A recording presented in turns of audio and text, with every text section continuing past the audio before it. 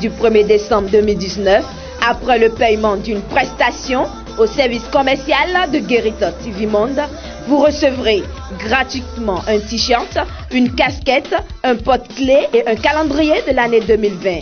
Guérita TV Monde, le leader des web TV. Mais ça va m'autrophier.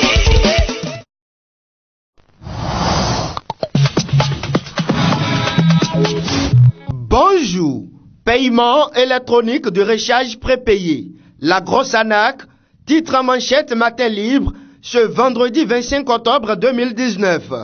Lundi 21 octobre dernier, la société béninoise d'énergie électrique SB2E a lancé, à grand renfort médiatique, le paiement électronique de recharge de compteurs prépayés via les services MTN Mobile Money et Move Money. Dernier pays de l'UMOA à ne pas dématérialiser son mode de paiement de facture électrique, le Bénin venait ainsi de rattraper un retard. Seulement, du point de vue technologie, le Bénin est toujours en retard. Mais il y a pire.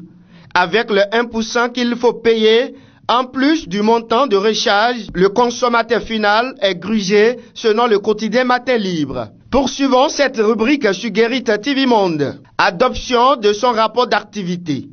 Premier test réussi pour Vlavonou.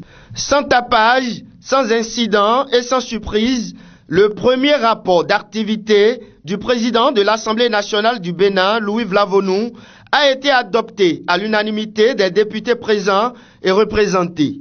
Une action annonciatrice d'un mandat réussi, précise le quotidien Matin Libre. Sommet Russie-Afrique.